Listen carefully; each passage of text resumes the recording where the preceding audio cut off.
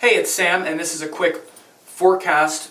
The full moon in Aquarius will happen on August the 20th, mid-evening in Pacific time, and it's a very interesting time right now with this Sun in Leo, which is very empowered because the Sun is the ruler of Leo, and then the moon is full in the opposite sign of Aquarius, which provides that contrast to our individualized solar self, solar power. So it's a very good time to really quickly, talk about the Sun first, and then, the sign of Leo, which the Sun rules, and then Aquarius. So the Sun is really like the king and the kingdom that we have domain over, the kingdom of our life, and we are the king of our kingdom. And literally, the Sun on the throne and the king on the throne is related to the sign of Leo, like the throne of our life, and the kingdom is literally like Aquarius. And you can use this in like every sign and every kind of metaphor. It's like the king is as powerful as his kingdom, and the good king gives to the kingdom, the bad king robs from the kingdom. So use a metaphor for your life. You as the king means you as the orchestrator of everything in your life. You may think that you're a victim of fate, or this wasn't fair, or that, or this, or this, or that. All that's just nonsense. You're creating all of it. If not this lifetime, past lifetimes, or whatever, even your childhood, all of it is our destiny and what we've been meant to experience in all its glory. And so how we deal with this and how empowered we feel as the Sun, as the solar radiant being that we truly are, not the localized being of this world who is hung up on this story and thinks we only have this much power, and the reason we can't have more is because, well, that doesn't make sense, and, well, you can't do that for a living, and, well, this person is so much like that, and I'm just this way, and blah, blah, blah. All that stuff. That's this. That's the thing that prevents this big eternal being from actually being that. Instead, we think we're this. So it's kind of like, instead of being this, we're this. And we're so convinced we're this. So when we're this, we try to pull some more of that power toward us. We tend to take on some level. We want to take and say, oh, where can I get some more power? Oh, I can get it from here. I can get it from there. Ponder this metaphor. So the full moon is really a time when that sign of Leo, where the Sun is now, and it's wanting to push that energy out, just like the sun in the sky. The sun in the sky just gives its energy so that we can live. Ponder it for a second. The reason you're alive right now is because of the sun. If the sun explodes tomorrow, we're all dead. And every being that's ever lived is alive because of the sun, the power of the sun. You might say, well, of course, whatever, what's that got to do with anything? Well, everything, by the way, because we don't know how the sun got there. We don't know how any of this got here, but yet it's here. And it's amazing. And this is the same glorious power within you. So the moon provides this contrast that is like outside. It's like the king receiving from the kingdom, like, you know what, you're being an idiot. You're like, you're right, I am. So I need to give more. So the good king is generous, and he gives so the kingdom can flourish. So the kingdom of his life, or so his kingdom can flourish. And this is a metaphor for your life. Whatever you're not getting, start giving more of it and see what comes back to you. It's just the law of nature. It's called karma. Whatever you give comes back. You're not getting a lot of love, start giving love. You're not getting a lot of appreciation and respect, give some respect and appreciation. See what happens, just on a whim. Really. We all do it. I do it myself. There are things I need to give in order to get back. So this is a deep mirroring principle. So this full moon in Aquarius is really where the moon is opposite, and this is where our heart is. The sun is where our energy and our action and our drive to understand and to manifest comes from. To live that glory and that radiant self is wherever the sun is. We're trying to do it in that area of life. Wherever the moon is that contrasting principle of feeling. So this is where action and feeling need to be, balanced and harmonized. So now's the time for you to actually feel what you've been doing relative to what I just described. Relative to what I just described, you're going through this where you are aware, you're trying to get more power. Because the sun is in Leo. This is for all of us. This is our collective karma. We're all trying to say, what is my true light? What is my purpose? What is the highest vision of my life. That's what the sun is. The vision, that enduring vision. That doesn't wax and wane based on our confidence. Usually we do things, I have the confidence to do this and then I don't have the confidence to do that. So I'll do this thing because I can do it and I won't look stupid if I fail, but this thing I won't. I'm kind of afraid. That's not the divine sun within you. That's the sun filtered through that little box that I talked about. And your greatness lies outside of that comfort zone. You need to push that more. And that's what the full moon in Aquarius is about. It's pulling, it's extending. And it's saying, look at the reflection, dude. What's coming back? What are you saying you need that you're not getting? What are you trying to pull from your kingdom? So start giving that. So Aquarius is really the kingdom. It's ruled by Saturn. It's the masculine nature of Saturn. Saturn, which is about time, which is about commitment, which is about enduring things that sustain beyond just our life and just beyond our personal glory. Saturn is the part of us that realizes it's not just about me. So there's always this harmonizing necessary. The sun is the glory of the individual. Saturn is the realization that if we're going to truly embody the glory of the individual, we need to first be honest about what it is. And we need to shatter our illusions around these childish notions of who we are. So Saturn, we often first experience a sort of pain with Saturn because he shows the limit of this world based of that thing in this world. The limit of our light and power in this world comes from the thing I just described. But that doesn't mean that's the ultimate limit. That just means our illusion around it. So Saturn really shatters our illusions around something and then creates a great opportunity to recommit to something else. Because we all have commitments. We all have a commitment to each of these planetary forces. So the commitment of Saturn, as it relates to the sun, is to commit to that enduring vision. And you really see it in Aquarius. So what are you really committed to that's bigger than you?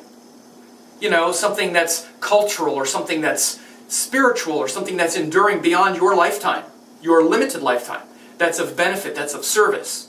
This is why Aquarius is really related to things also that have to do with, like, you know, studying ancient sciences, the sciences and the arts, and enduring causes like saving the environment and things that are bigger than you, where you willingly take your individuality and connect it with a cause that's bigger than you.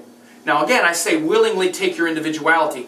That doesn't mean just serve something because you lack the confidence to step up and shine powerfully. That's the difficult quality of the Aquarius paradigm.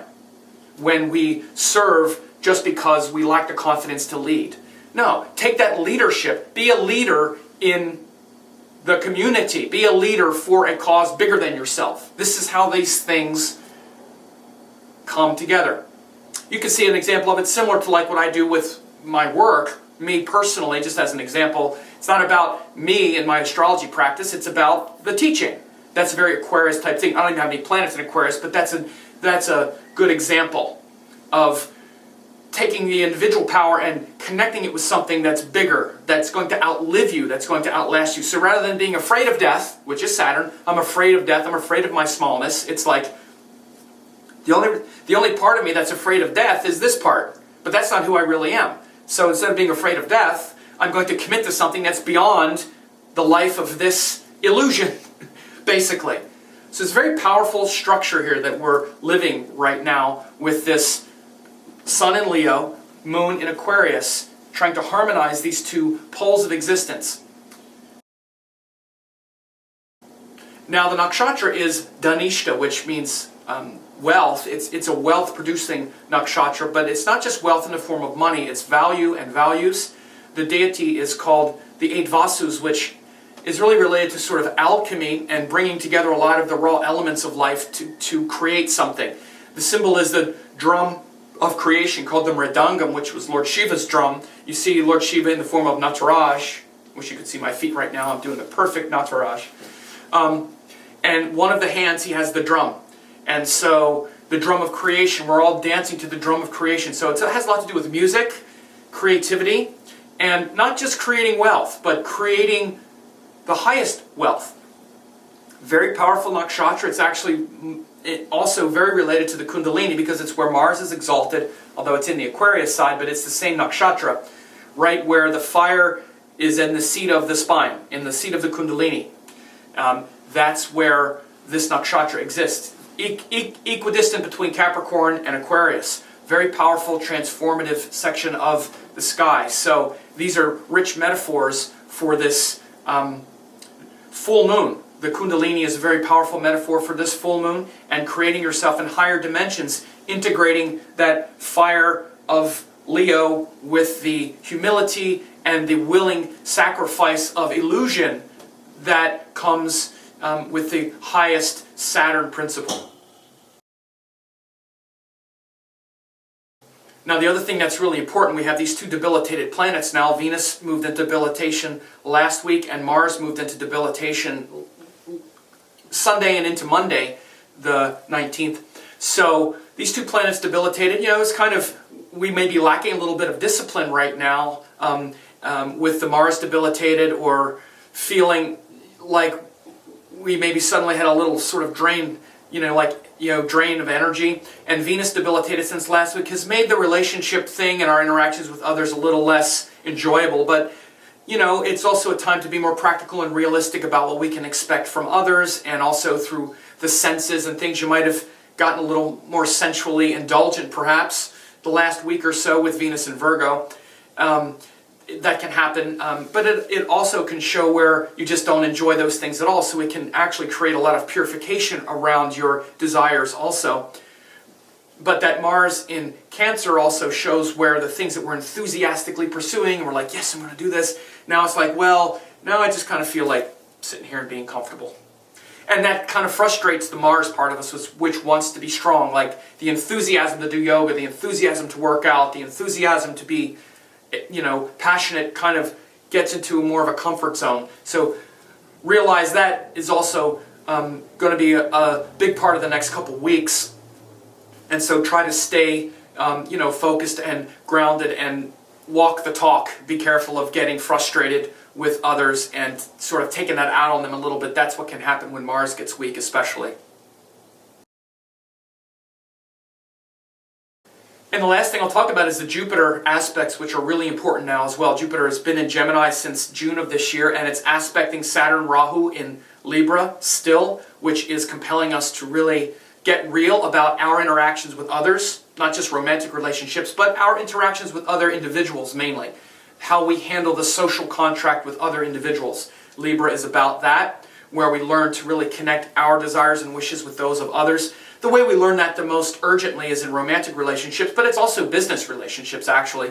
Anytime two adults have mutual desires toward a goal, which means, like in a business as well, if you have business partners or something, you're both working together toward the same goal. And you want to do it differently, and there's different ideas, and you need to be flexible and accommodate their views and wishes, and they need to accommodate yours.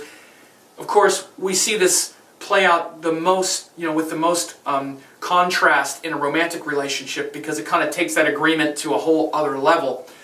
So we've been having a lot of pressure there this whole year with Saturn Rahu in Libra, but Jupiter aspecting it since June is bringing more grace and insight into those things. And so this is going to extend to this full moon, because the full moon is going through Aquarius, where Jupiter also aspects. So all the planets in any air signs for the next year are going to get the grace of Jupiter between now and June 2014. So we just had Mars go through Gemini, we just had a lot of planets go through there, and they were joined Jupiter at the time. So this full moon in Aquarius, and that whole kind of dynamic that I talked about between our individuality and connecting that with culture, and how we need to adjust and really listen to the message that's coming from our kingdom, that's coming from our tribe, that's coming from culture back to us. We need to pay attention to that, and we can hear that message with a lot more grace now, and hear the high message, rather than just get into our emotional, what am I supposed to do? He said that, or whatever. We get all again, wherever Jupiter goes for a year or so, it really brings power to that whole, what's called trine. So communication itself, and details, and being flexible, and being curious, and really hearing and making adjustments to what comes back to us, like in the form of information and teaching, is really big for the next year, because Jupiter's in Gemini. So anytime planets go through Libra, which is about that interaction with others, or Aquarius, which has more to do with our relationship with culture and higher principles like I described. Those things are going to be really infused with a lot of grace for the next year because they'll be getting that Jupiter aspect. So it's a big time to really, align your big self, that big sun and Leo self, with something that's worthy of your dignified contribution. Because that's what you're trying to do. Your frustration comes because you're not able to give that treasure in your heart that you want to connect with the world. You're inside, you carry this thing that's like, man, this is so beautiful. If everybody knew this. But what happens is we sell ourselves short. We say, well, but I can't do that. Again, and then our confidence comes in. I can't, nobody wants that. And it's really just our ego. We're afraid of looking foolish. We're afraid of failing. We don't know how to do it. We're stuck in our little comfort zone of power. I have this much power to do it, so I'll do this, but then I won't do that. I have this much confidence, but then I don't have more confidence. Your greatness is going to exist outside your comfort zone. Just get used to this concept and stop having it be about you and how you feel and how you're going to look, and start looking at the beautiful thing that you want to contribute. If that's your motivation, then you won't be stopped. You will be unstoppable. And this isn't just some speech. You know it in your own life, because times when you've been driven by that, that's what happens. So in order for that to happen, though, you have to pay attention to the message. And you have to get the message and say, you know what? This is really true. I need to connect more with something that's bigger than me. Something that I am willing to be dedicated to.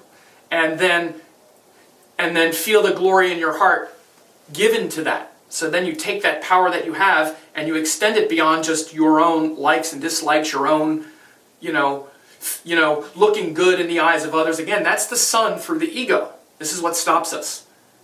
The heck with that stuff. Nobody cares about that anyway. So if you're interested in seeing how this will affect you, just click the link below and join my member site for 2-week trial. You'll see how this will affect your sign.